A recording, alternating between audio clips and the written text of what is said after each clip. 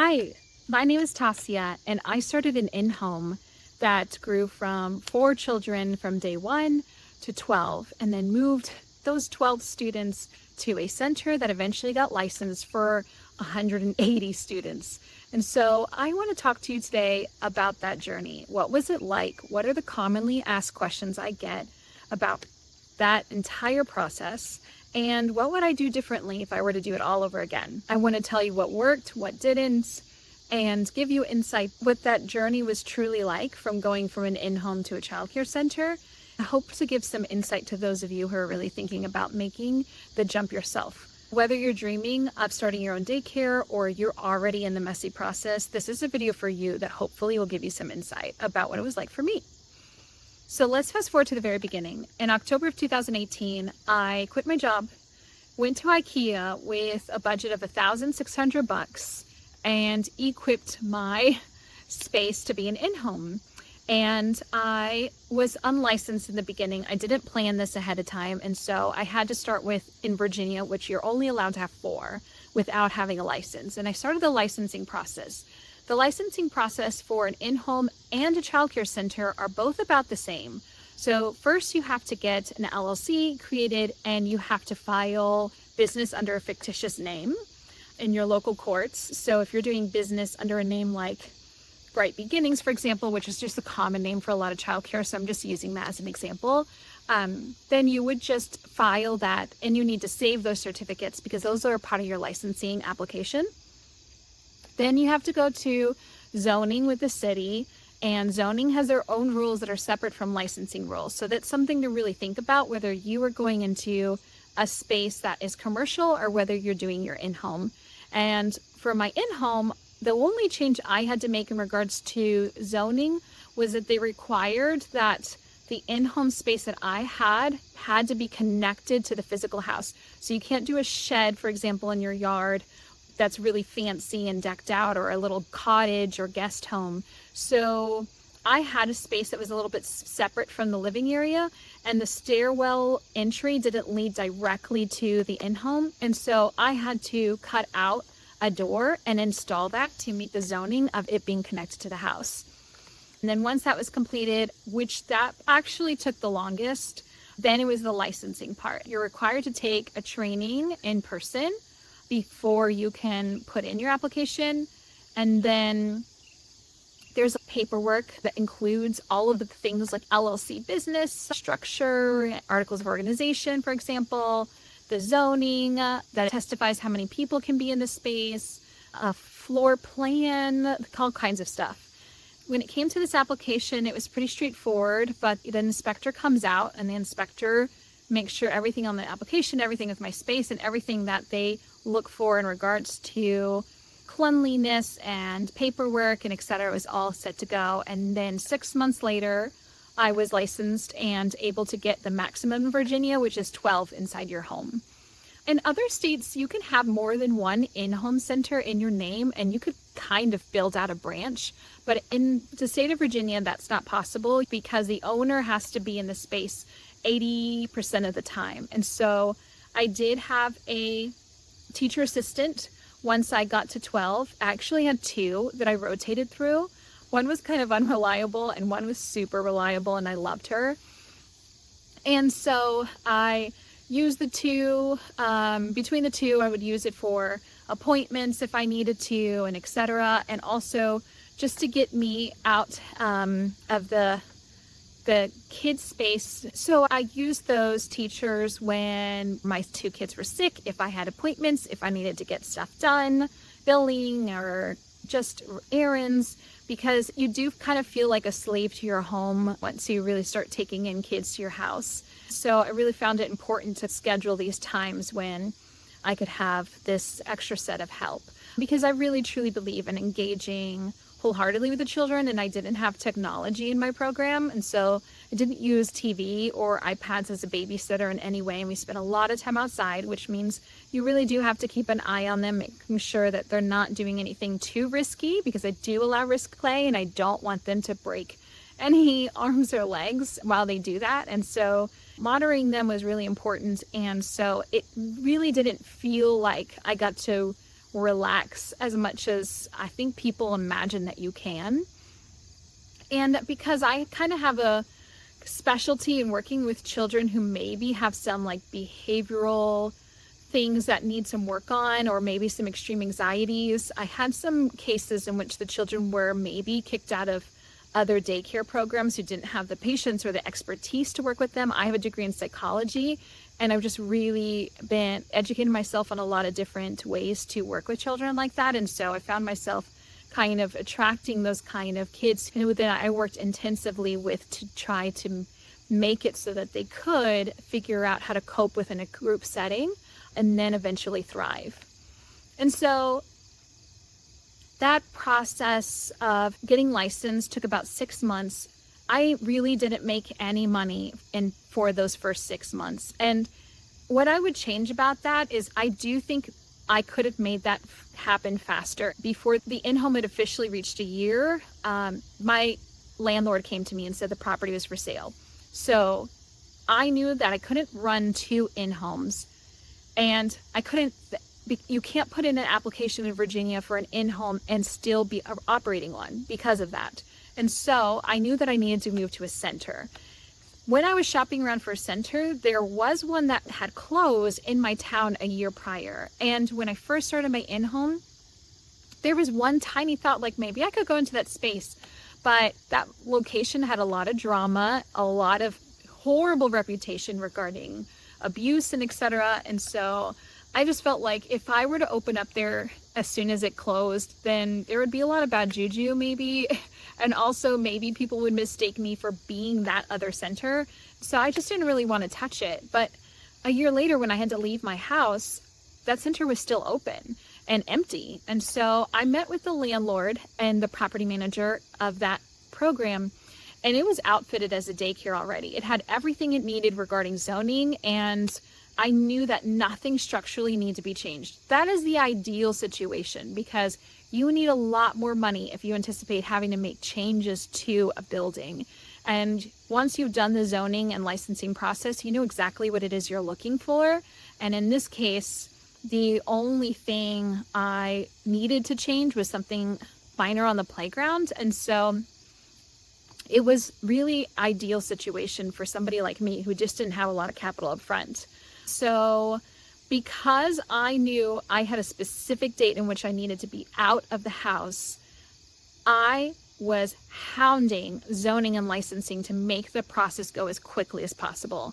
And because I was on their ass, I got licensed in 2.5 months. And that's kind of unheard of. People tell you to plan for 6 months to a year. And when you're starting something brand new, if you're not going to be on their ass, then yes, I agree. 6 months to a year is a great timeline for building something from scratch, because honestly, it took me 2 months to write the freaking handbook. I'm not kidding. I hated that thing. And it really did take me 2 months of working at nap time and bedtime for my own kids to work on this handbook, because I just really wanted to try to think of everything that I could to protect myself, even in the in-home, and make sure that parents didn't take advantage of the fact that, you know, it's a person in their home and they're going to try to get exceptions or etc. and say, can't you just do this for me, when you're not a program. So I wanted to make sure everything was in writing up front, and that they knew I'm treating this like a school, and you have to respect me, my space, and my time, the rules that I've put in place, so that it helps everybody else. It also helps when licensing has the rules. There's just some things you can say, well, that's licensing. I can't do anything about that. So one of the big changes between the in-home program and the center was that the center had a kitchen and my in-home did not cook lunch. My kids in my in-home program packed every single day, and I just heated, microwaved, or whatever up that they needed. In the program, because it had a kitchen, I started with a chef from the get-go. How I managed to fund the center was pretty actually bare bones. My mom gave me a loan for $40,000. She happened to have that money because she was gifted an inheritance from her grandmother upon passing, and I got a loan, and she charged me interest, so I did have like a schedule of paying her back. But with that, I used $40,000 to build out 2 of the classrooms, and one of them had a lot of furniture that was directly used from that initial IKEA shopping trip and to that space so that I could make it spread as best possible. And honestly, I want to tell you that equipping a classroom with brand new things, and especially high quality things, is very expensive. Childcare furniture is not cheap. And my favorite childcare furniture line, which is Community Playthings, is probably the most expensive out of all of them. But I really love them because I have been at a center that's 20 years old with Community Playthings in them, and they still looked new. When you take care of it, it looks amazing, even 20 years later. That I have seen other childcare center furniture look like crap 2 years later, even when they did try to take care of it. And kids abuse things, and so if it's not made well and made with really high quality, it can be broken in 2 months. And I'm not kidding. There were some things that I bought, spent like $500 instead of the $800 from Community Playthings, and it broke in less than 6 months. So that was so annoying when I hoped it would last for years. So between the IKEA initial furniture from the in-home and a few things that I could find in the community of my Facebook marketplace, I really didn't buy much brand new things for this because I needed my dollar stretch as much as possible. The 3 places that I did find that had cheap quality childcare furniture that fit my natural kind of aesthetic was, one of the sites was called Sprout Kids. Sprout Kids was a great resource because it was really cheap for the quality of furniture that it had. And so that was really helpful. And then another one that I used was Wayfair. I actually had a parent who worked at Wayfair, so they were able to give me a discount on top of, when you have an LLC, you can use their professional account that can be used for, like, let's say interior designers and etc. And so some of the times the things on there can be even cheaper. Not all the time. You do want to compare maybe, but a lot of times it was. And so that between those 2 resources, Facebook Marketplace and even yard sales, occasionally some donations, a lot of parents would find out I was starting something and they would give a lot of stuff.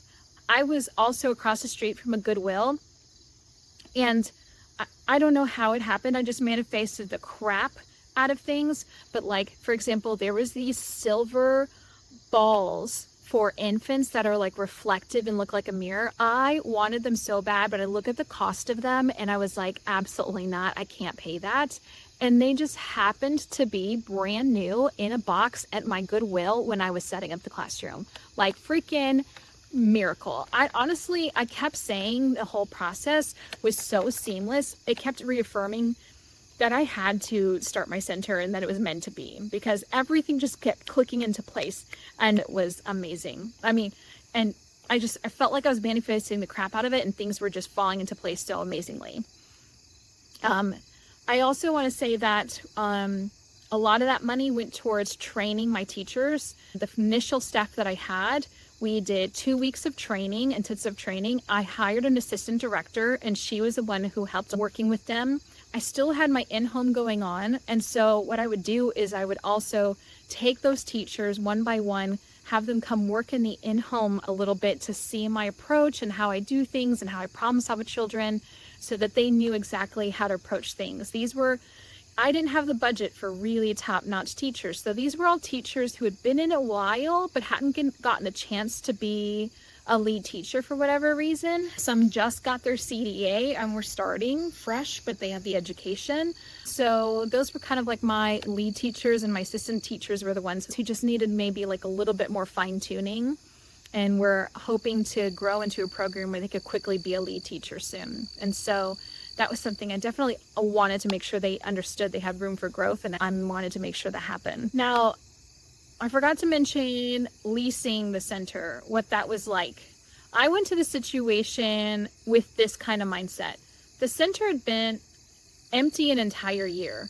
And this property I knew cost millions of dollars. And honestly, when I was talking to the landlord, he admitted it cost $12 million just to build, let alone acquire the land. So sitting there for a year with no income whatsoever, I just told him frankly, I am a parent, I'm a mom, and I'm single, so I don't have the funds to just like build out and like pay you everything from the get-go. So here I just gave him my ideal scenario and said, can this work? And honestly, with a few tiny little tweaks, it did.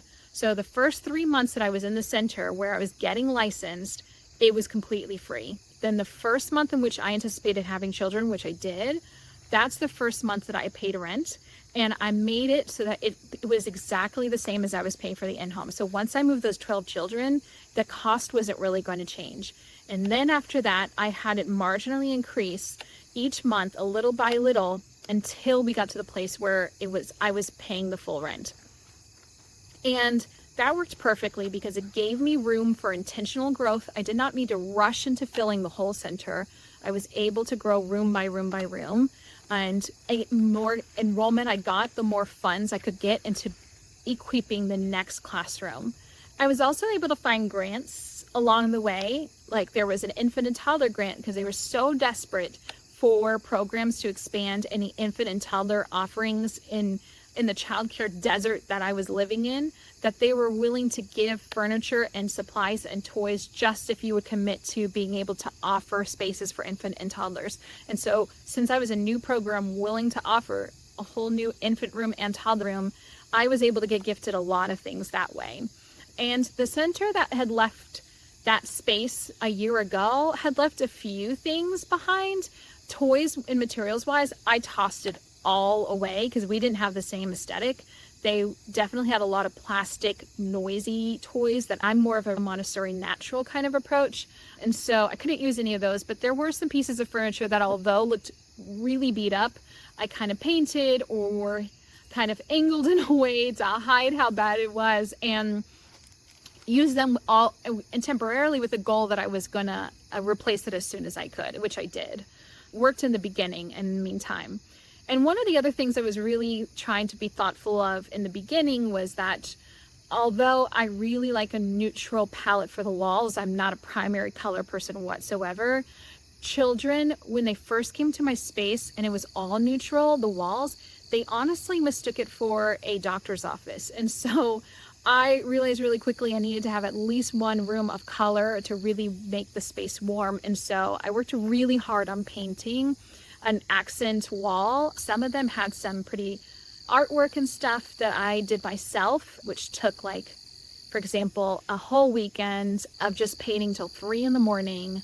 with my kids, which was really frustrating. A friend of mine who was an artist helped me because I didn't know what I was doing. I didn't even know how to paint or mix paint colors. I just really worked really hard into getting the space really open. And one of the things that really helped me was I started telling people really quickly what I was doing. Anytime I got a new shipment of furniture, I was putting it out on Facebook and I was sending it out in an email through my CRM, so that along the way there was this kind of like story and campaign of like a new center is coming and here's where we're at. And so it built a little bit of a buzz out there of people knowing that I was somebody who was coming into this space new and that I was going to be offering a bunch of spots and that they could get in on the ground while it was still cheap, because I was kind of offering like a founder's discount for those who started early on, that they were, and the pricing was going to increase. I found families mostly through word of mouth on Facebook and in person did wonders for my program because of that email campaign. That helped my enrollment significantly. So I know that I'm losing the sun, and so I'll have to film like a part 2 to this for sure. I don't even know if everything I said in this video has made sense, but I'm still going to upload it. I hope some of it was helpful. I want to break down the numbers of my first few years and what income was like for myself and for the business in regards to revenue. Also get into the fact that I opened 7 months before the pandemic and what I really learned from it, how we were able to survive that as a brand new business. Thank you guys for watching. I really appreciate you. I want you to know that that process may sound so daunting, but all it takes is one family to really believe in you, and that one family can spread so much marketing power for you that it really, really helps out. I'm creating a lot of tools and templates that will help make your daycare journey a lot easier, so please hit the notification button or subscribe and like this video, and also you can enroll in my email newsletter. I'm working on an assessment that helps you learn whether you're a great candidate for being a childcare center owner or if that's just not meant for you. All right, thank you. See you in the next one.